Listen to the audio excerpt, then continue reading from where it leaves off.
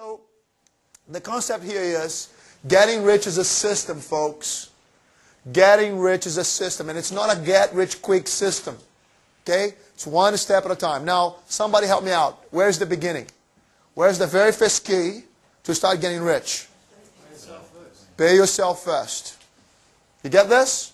Now, once I start paying myself first, I have got to become wise of what's available in the marketplace. And when I go to the guy, who's, for example, this guy's a share broker, what's he going to sell me? This is a property guy. What's he going to sell me? This is an insurance guy. So you're going to understand, every time you go to the marketplace, the guy's trying to sell you their fish. There's nothing wrong with it, because that's what they do. The butcher sells you meat, the fish guy sells you fish, the share guy sells you shares. You just got to become responsible, get out of the truck, pull the crowbar, and start digging it. It's when you become responsible that that's the market, all right? So you have got to become financially intelligent and understand how much property you need, how much shares you need, you understand? So when I ask you how much money, here's the deal. When I ask you how much money would you like to retire on, for every $50,000 you wrote down, you need $1 million in your asset base. For every 50 grand you wrote, I want to retire on 100 grand, well, we need to put $2 million away for you. You want to retire on 200, that's $4 million. Now, if you all lived in Cambodia, Brazil, that'll be a tough gig. But you live in Australia. Oh. Wow. Wow. Okay, living in Australia, guys, is the ultimate position to start with. Ultimate position. Now we'll explore some of that as we go. Getting rich is a system. It's a system. It's a system. How you feel about the numbers, it's your gig. Your numbers have no feelings. You do. Right?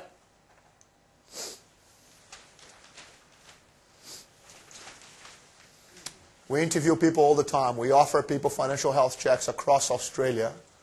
If you knew how much we see this on a daily basis, where people have a... See, this is just a picture. People went to work, and the blue is the accumulation phase, and this is the day they retire. They retire 75% of the last paycheck. They run out of money before their life expectancy is over. We see this all the time. What you're going to get from me today is the possibility that you could buy a proper investment and then start diversifying your funds, not just your super. There's a few other funds you're buying. And then you could buy another house. Why? Because you can. And then against those two houses, you diversify your funds even further. And then against those two houses, you buy another one. And then you buy another one. And then you buy another one. Guys, these are just the numbers. Here it is. When you don't know. Hypnotized by income. These are the numbers when we put on a computer and we meet people. And this is the majority of people. And what they've been doing is matching their income, right, to their expenses. There's the results. And one of the biggest expenses that they had is their own home. But thank God that at least they were driving a capital base called my house. Okay? This is when you get the distinction. It says, hold on a second, I don't need to own just my houses. My house. How many houses can one own in Australia? So how come the majority of people don't take that route? Because they don't think about it. Because their minds are never pay attention to that. So here's the deal. They could buy another one, and then they buy another one, buy another one, buy another one. Now, the velocity in which this is happening has to do directly on how much they're saving. This is a strategy JDL designed for somebody who told us they could save $200 a week. You get this? Right? This is what happens the moment the wife said, what if we could save $300 a week? Let me show you a tiny, tiny, tiny distinction. Not investing. Oh, we can save $200 a week. Oh, you can save $200 a week. Let's start your chain reaction. With $200 a week, these guys are going to buy 1, 2, 3, 4, 5, 6 houses. Therefore, the accumulation process, the asset base. So they bought this house today for $350. In 21 years, how much is it going to be worth? Okay, that's why this is pushing this forward. And then they bought another one. And we'll actually have another set of slides to explore this fully. But that is, they're going to run out of money 100 years after they retired. They'll be dead. All right? Now, check this out. By saving an extra $100, check this out. This is very important. By saving $200 a week, they're going to buy another property investment within 3 years. But find an extra $100, that moves to within the first 2 years. Do you get that? So the moment that you have 2 properties, what happens to your tax bill? Boom. Right? What happens now? You have 2 rents coming. Now you have 2 sets of rents going up. Okay? So the purchase of the 3rd property happens when? Earlier. Then once you have 3 properties, do you understand, folks, that once you have 2 properties or 3 properties, never again you buy another house? Your houses are buying the houses. Do you get this? That's why we call it chain reaction. All right? Could you imagine if somebody comes along and know that they're going to retire on $2 million, and then we just say, you become a client. Okay, here's the thing. We can take you to just, below $19 million. They would be looking at you and thinking, oh, this is all bull. Wouldn't they? I'd done it myself. I bought my first house when I was 22. Now do your sums. I'm 41. Just never stopped. That's all. So I bought my first house, then I bought another one, then I bought another one, then I bought another one. You know why? Because they let me. Because it was okay. It was the law. Now I buy because I can. But the truth is, I'm just another guy. Honestly, I'm just another guy. And I have the system behind me. That's all. All right? So guys, people are now giving me, numbers, like 5 minutes, 10 minutes, so on. I am going to finish the summary before we have a break. They're giving me like 10 minutes, 5 minutes, and on. We need to go out, man. Let me just finish the summary on a few slides, and I'm going to go quick. All right? And I'm not going to lose any of you. Here we go. Folks, you have the notes. I just want to bring out the focus. Most people, the only thing they focus on when they take a loan is the monthly repayments. That's the only number that they see. All right? Some people, they're a bit more, they see the interest rates. Okay? They got, the interest rate's important. So some people see only that number and that number. When people say to you, you want a loan for 25 years or 30 years already, the distinction's out of the window. All right? What I want to focus on is for every $100,000 that you have of personal debt, you signed up for 236. That's what you did. So you went to a bank and you borrowed 100 grand, you signed up for 236. That is. So you understand that when you show up in my life, the very first thing I want to know, right, for you and for you is what's your debt doing to you? That's the very first thing I want to pay attention to. What is your personal debt? But the moment that because you see, I live in that frame of reference. But then you come and you see it for yourself, what your debt is doing to you. What we need to do is to tackle that debt, but tackle front on, head on.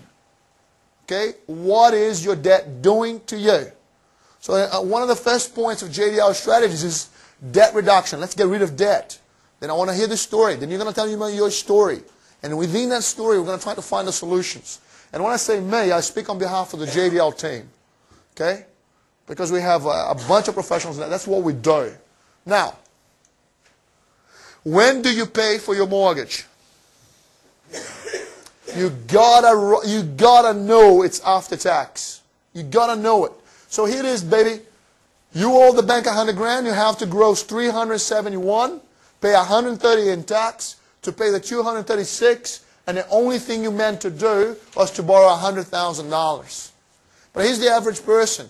Oh, you have a mortgage worth $400,000. So when you went to the bank to borrow $400,000 for your house, that's all you wanted to do, was to borrow 400 grand for the house. Okay? But this is where you found yourself. Please multiply those numbers times 4. Okay? So you would have to gross, okay, almost $1.5 million. Pay over $500,000 in tax to pay back your 400 grand loan because you're paying the compounding interest on it. Welcome to the greatest Australian dream. Home ownership. I don't know about you. I think this is rigged. Now your grandmother inside of you hates me.